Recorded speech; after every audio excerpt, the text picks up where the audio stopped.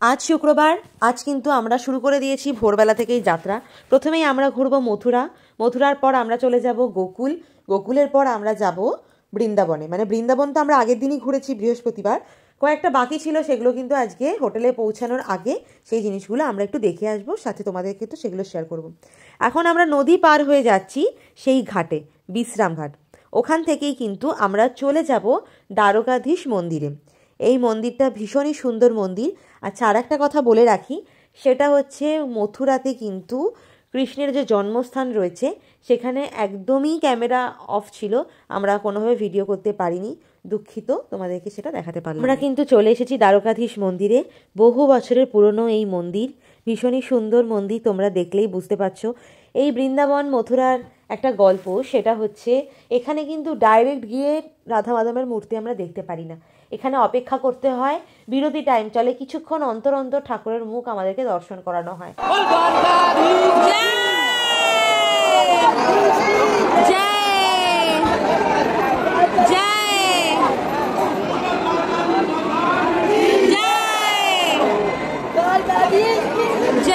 এই যে পুরো মন্দিরটা, এইটা হচ্ছে দ্বারকাধীশ মন্দির। মন্দিরটা তোমাদের সাথে শেয়ার করছি, দেখো কতটা সুন্দর মন্দির, কতটা গোছানো এই মন্দিরটা। এটা কিন্তু বহু বছরের পুরনো মন্দির।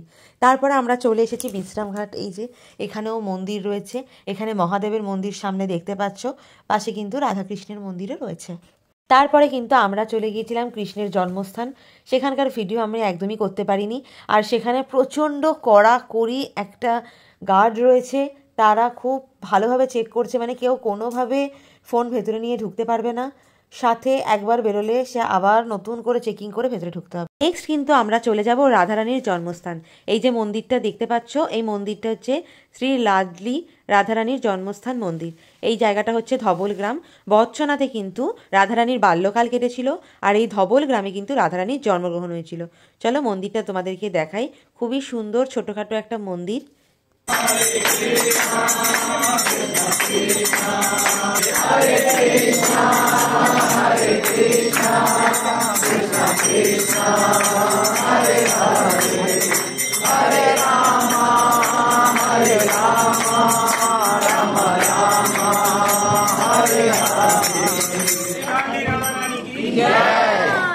আমরা এখন আছি গোকুলে। গোকুলের এই জায়গাটা ভীষণই সুন্দর। আর দেখো এখানে একটা রিসেন্ট কোনো অনুষ্ঠান হবে বলে প্যান্ডেল ট্যান্ডেল করে রেখেছে, এখানে কিন্তু গোচারণ করানো হতো। আর এইখানে কিন্তু এই যে মাটি দেখতে পাচ্ছ, তোমাদেরকে যেটা একটু পরে দেখাচ্ছি, এখানে কিন্তু মাটি নিয়ে খেলা করা হতো। গোপাল যখন ছোট ছিল তখন কিন্তু এখানে মাটি নিয়ে খেলা করতো, আর তারপরে এখানে কিন্তু গোচারণ করা হতো। খুবই সুন্দর একটা মনোরম পরিবেশ।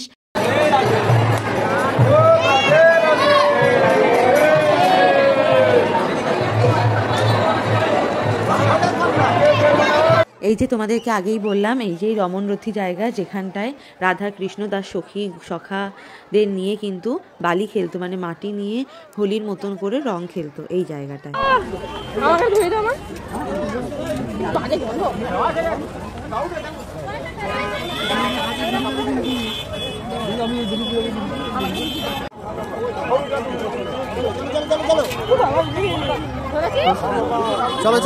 গোকুলের নেক্সট আর একটা স্পটে চলে এসেছি, এইখানটায় যমুনা নদীর ঘাটের পাশে।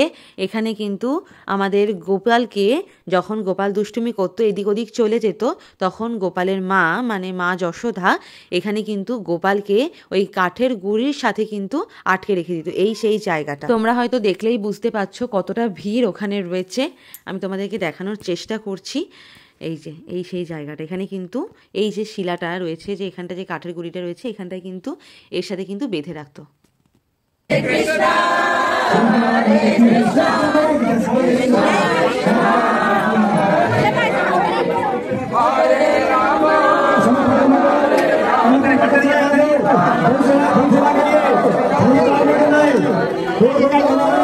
আমরা তো এখন গোকুলেই আছি। এখন কিন্তু গোকুলের আরেকটা দারুণ জায়গা দর্শন করতে যাব। সত্যি বলার সময় কিন্তু আমার গায়ের লোমগুলো খাড়া খাড়া দিয়ে উঠছে। এই জায়গাটা যমুনা নদীর ঘাটের পাশে। এইখানে হচ্ছে, এখানকার মূল বিষয়বস্তু হচ্ছে যে এইখানটায় যখন আমাদের কৃষ্ণ শৈশব ছিলেন তখন শৈশবদের ধর্ম কি, যা পায় তাই মা মুখে দেয় তারা। তো এই সময় কি হয়েছিল, আমাদের ছোট্ট গোপাল মুখে মাটি দিয়ে দিয়েছিল। তো মা যশোদা কি করেছে, তার মুখ থেকে মাটিটা পরিষ্কার করার জন্য তার মুখটা হা করতে বলে।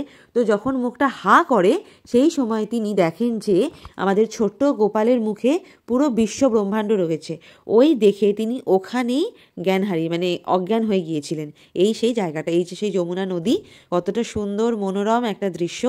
এই সেই নদীটা দেখো তোমরা, আর এই সেই মন্দিরটা, সেই কেন্দ্র করে এখানে একটা রাধাকৃষ্ণের মন্দির গড়ে উঠেছে। এই যে এই জায়গাটা দেখো কতটা সুন্দর লাগছে।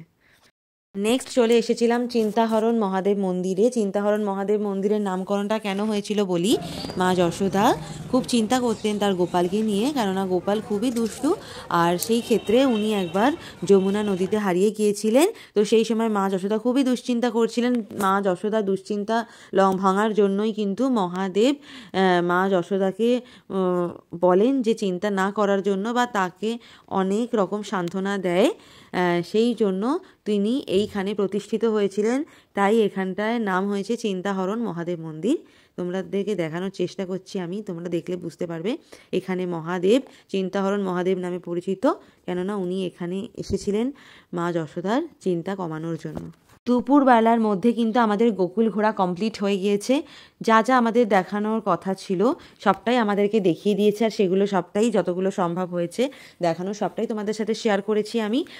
এবার বলে রাখি, এখন কিন্তু আমরা চলে এসেছি বৃন্দাবনে। মানে দুপুরবেলার মধ্যে আমাদের গোকুল ঘোরা কমপ্লিট, মথুরা তো একদম ভোরবেলায় ঘোরা কমপ্লিট হয়ে গিয়েছে।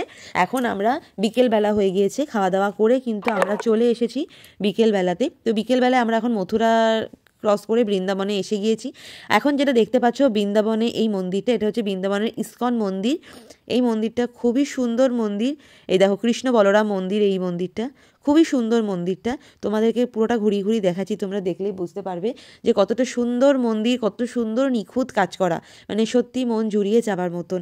ইস্কন তো আমাদের মায়াপুরে ইস্কন রয়েছে, সেটাও খুব সুন্দর। আর এটা অত বড় মন্দির নয়, ছোটোখাটো, কিন্তু একদম সুন্দর নিখুঁত করে সাজানো গোছানো একটা মন্দির। তো চলো এই মন্দিরটা তোমরা ভালোভাবে দেখে নাও। হরে রাম রাম রাম হরে হরে, হরে কৃষ্ণ কৃষ্ণ কৃষ্ণ হরে রাম রাম রাম হরে হরে।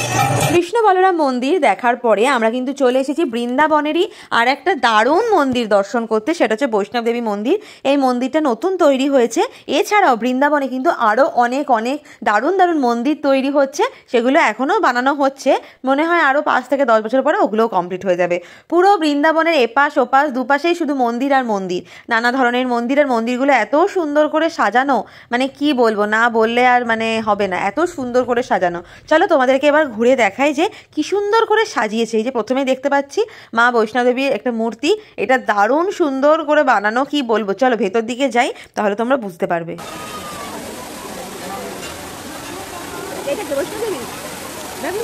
এমনি একটা স্ট্যাচু,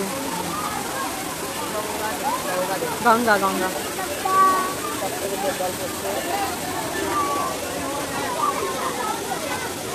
চলো চলো।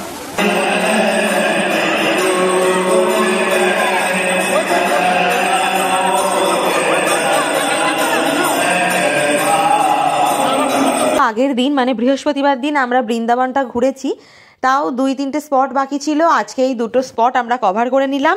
তো আমাদের বৃন্দাবনের মোটামুটি যেগুলো মেন সবটাই আমরা দেখে নিয়েছি ভালোভাবে। তো বৃন্দাবনের জার্নি আমাদের এখানেই শেষ। কালকে কিন্তু ভোরবেলায় আমরা আবার চলে যাব দিল্লিতে, মানে কালকে হচ্ছে শনিবার, আমরা দিল্লিতে একদম সকালবেলায় পৌঁছে যাব।